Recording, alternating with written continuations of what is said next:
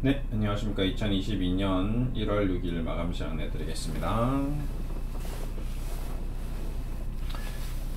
네, 우선은 셀트리온부터 좀 시장 전체적으로는 굉장히 큰 하락이 나왔는데, 제 개인적인 생각은 좀 오늘 시장 하락은 좀 과도한 게 아닌가 싶은 생각이 좀 듭니다. 어제 우리가 이미 하락한 부분이 있고, 지금 홍콩 증시나 일본 증시 대비해서도 굉장히 좀 가파르게 우리 증시가 추가적으로 좀 하락한 부분이 있기 때문에 이런 부분은 좀 어느 정도 만약에 오늘 미 증시가 조금 회복이 된다면 좀 살아나지 않을까.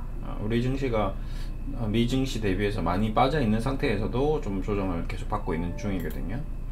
코스닥도 좀 그렇고 갑작스러운 좀 급락, 그렇기 때문에 조금 회복이 되지 않을까. 일본 증시 보더라도 홍콩 증시 보더라도 좀 그런 부분이 좀 있는 것 같습니다. 나스닥이 오늘 또 추가적으로 급락이 나온다면 조금 걱정이 될 수도 있을 것 같습니다. 일목균표 상승세는 완전히 이탈을 한 상태로 마감했기 때문에 그래도 다우 산업지수가 오히려 또 치고 나가고, 이 디커플링 현상, 다우 지수와 또 나스닥 지수의 디커플링 현상, 하여튼 시장이 좀 복잡하게 가는 것 같습니다. 지금 코인 시장도 갑작스러운 비트코인의 급락, 이런 다양한 현상들이 나오고 있기 때문에 단정적으로 무조건 좀 시장이 괜찮아진다라고 또 하기도 조금 조심스러운 부분이 있습니다. 네. 코인 시장도 최근에 굉장히 많이 빠졌죠. 네, 이런 부분이 지금 어떤 투자 자산 전반에 걸쳐서 어떤 투자 심리적인 흐름이 좀 나빠지고 있는 이런 과정이기 때문에 무조건 좋게만 볼 수도 없는 과정인 것 같습니다. 그 핵심은 물가 상승과 금리 인상이겠죠. 근데 이제 물가 상승을 해서 금리를 좀 잡으면 경제는 좀 살아날 수 있으면 또 다시 좀 주식시장이 또 회복될 수도 있습니다. 왜 그러냐면 주식시장은 항상 선제적으로 움직이기 때문에 지금 이미 국내 주식시장은 3개월에서 6개월 정도 선행해서 선조정 받은 부분도 있고요. 여기서 좀 턴어라운드 할 수 있는 신호가 나올 수도 있을 것 같습니다. 그 분야에서 이제 좀 저는 이제 그 바이오 쪽이 좀 턴어라운드를 할 타이밍이 좀 가까이 오지 않을까, 오지 않았나 라는 생각을 가지고 있는데 아직까지 쉽게 턴어라운드 하지 못하네요. 대표적으로 지금 셀리버리만 보더라도 지금 고점 대비 굉장히 많이 하락한 상태입니다. 거의 믿어지지 않을 정도의 가격이죠. 셀리버리 40만원은 이제 우선은 첫 번째 문제는 40만원에 간 게 문제고요. 네.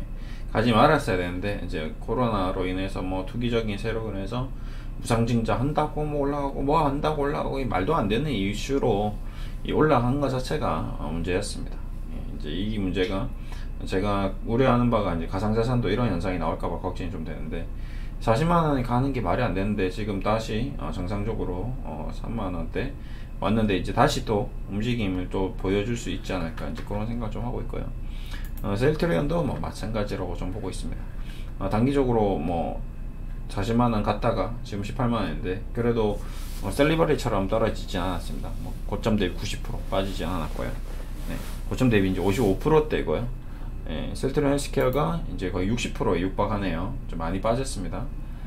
작년 코로나 이제 초창기 이제 레키노라 나온다는 소문 날 때부터 M&A 합병 이슈 나올 때부터 해도 지금 73,000원이니까 많이 빠졌죠. 굉장히 많이 빠졌습니다. 네. 저점 대비해서 한 5만원에서 7만원 라인 잡고 하더라도 지금 굉장히 많이 빠져 있는 상태 같습니다. 8만원이 쉽게 붕괴되지 않을까라고 저는 봤는데 너무 쉽게 좀 붕괴된 거는 늘 얘기드렸던 어떤 시장 리스크, 개별 종목 리스크라기보다는 시장 리스크가 더 많이 작동했다. 금리 상승, 어떤 지수 하락, 그 다음에 투자 심리 악화, 이런 모든 것들이 복합적으로, 그래서 주식을 몰빵하면 안 되고 신용 지르면 안 되고 무리하게 투자를 하면 안 된다는 얘기를 그렇게 강조했던 이유가 이런 현상에서 다 나오고 있다라고 저는 생각하고 있습니다. 미리미리 이런 준비를 하고 포트폴리오 구축하고 분산 투자, 분할 매매를 하시는 분들은 이런 것들이 편안하게 받아들여지는 거죠. 저도 마찬가지로 이런 부분이 있을 수 있다라고 늘 이제 장중에 유튜브 방송에서도 무리하게 하지 말 것에 대해서 당부를 드렸습니다. 그래도 좀 뭐 오늘 당장 뭔가 좀 긍정적인 부분도 있었습니다. 뭐 부정적인 부분도 많이 있습니다. 일단은 뭐 당장 가격이 떨어지니까 무섭고 공포스럽고 하겠지만, 그래도 단편적으로 제가 좀 비교 설명을 해드리면, 지금 최근에 제가 이제 카카오 그룹주와 셀트리온 그룹주를 단편적으로 좀 단순 비교 상대는 아니지만 좀 비교해서 설명하고 있는데, 오늘도 이제 수급적으로 오늘 이렇게 이제 떨어지는 과정인데, 그러면 어떤 수급의 흐름이었는가 라고 봤을 때, 셀트리온은 그동안 가격 조정이 충분히 이루어졌고 기간 조정이 이루어진 상태에서 급락이 나왔습니다.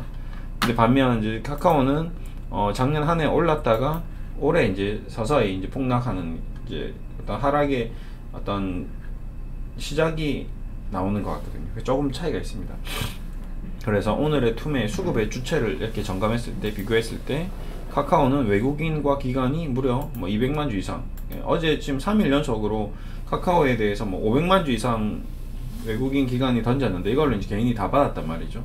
이건 좋지 않습니다. 이렇게 되면 앞으로도 카카오는 좀 수급적으로 더 꼬일 수가 있습니다. 이걸 누가 사줄 건데, 이건 지금 외국인들은 리스크 관리하고 어떤 카카오의 전망에 대한 부정적인 보고서를 받고 던진 건데, 이걸 받은 거는 잘못 받은 거에 될 수도 있습니다. 반대로 지금 셀트리온 쪽은 외국인의 기관이 그렇게 던진 모습이 아닙니다. 그렇죠? 연기금은 뭐 계속 골치 덩어리인데, 뭐 연기금이 좀 왔다 갔다 하니까 얘네들도 어떻게 지난번에 또 살 때 이렇게 샀는데 좀 아닌 것 같아서 다시 팔아서 이렇게 돼서 약간 왔다 갔다 하면서 수급이 좀 깨트려진 건 있으나, 외국인의 기관들이 뭐 대규모 완전히 손절성 물량으로 던진 건 아닌 것 같습니다. 그렇기 때문에 어느 정도 수급적으로는 조금 개선의 여지가 좀 있다라고 저는 보여지고요. 셀트리온 헬스케어는 오히려 금융투자나 투신 쪽에서 매수를 많이 했습니다. 이제 이런 부분은 기관들이 이제 매집을 하고 있다, 개인들의 물량을 받아내고 있다. 여기 뭐 계속 개인들이 물량을 던진 부분이 있거든요. 이 물량을 받아가면서 계속 더 모아가고 있다. 이제 개인 투자자 수는 현격히 줄어들고 있다라고 저는 보고 있습니다. 그래서 많은 지금 주식 유튜버들이 셀트리온 관련돼서 기사 그 다음에 내용 분석 내용을 올리면 조회수가 현저히 줄어들더라고요. 그래서 저는 이제 그런 것들을 좀 모니터링 하고 있습니다. 좀 유명한 유튜버들, 셀트리온 관련돼서 유명한 유튜버들의 어떤 분석 영상을 보러 가면 과거에 2-3만 조회수가 나오던 그런 영상들이 거의 요즘에 2-3천회, 4천회, 5천회 밖에 안 나오더라고요. 많으면 많네.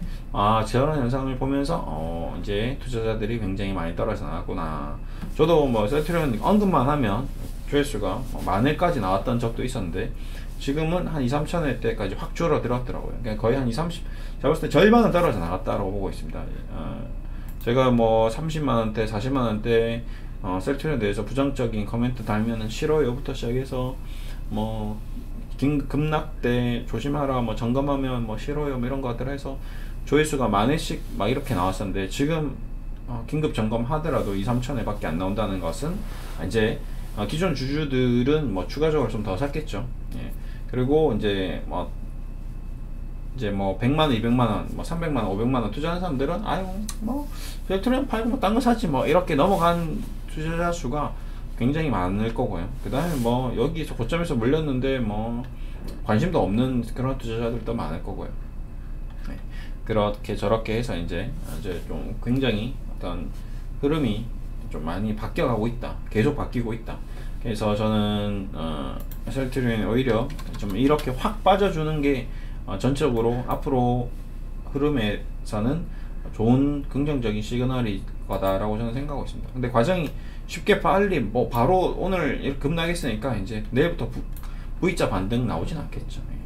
바로 나와주면 좋겠지만, 글로벌 증시의 어떤 흐름이나 이런 것들이 또 있고, 그 다음에 개별적으로 셀트리온이 계약을 체결한다거나 4분기 실적에 대한 전망치 보고서가 나온다든지 이런 긍정적인 보고서가 나와주면 조금 상황이 다를 수 있지만, 아무튼 전체적으로 이 많은 물량들이, 굉장히 오랜 물량들이 저는 나오고 있다라고 저는 보고 있습니다. 최근 한 2017년부터 시작해서 2017, 2018, 2019, 2020, 2021년도 한 5년 정도의 악성 매물이라고 표현하면 좀 그렇겠죠.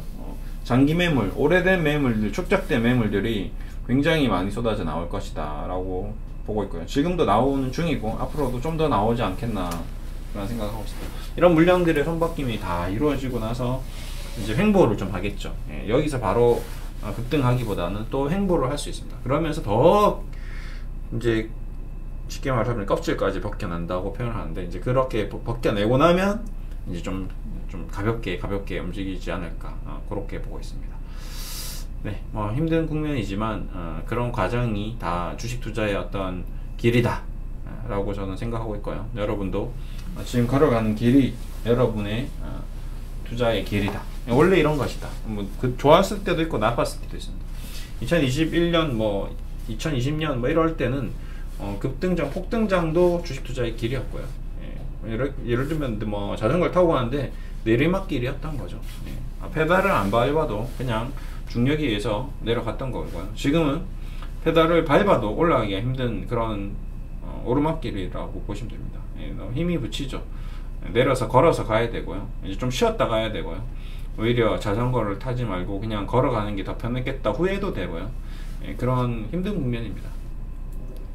이럴 때일수록 마음을 다시 잘 추스리고 좋은 긍정적인 생각으로 차근차근 기업의 어떤 본질적인 가치, 앞으로의 성장성, 실적 이런 것들을 기반으로 다시 추스려서 올라가야 됩니다.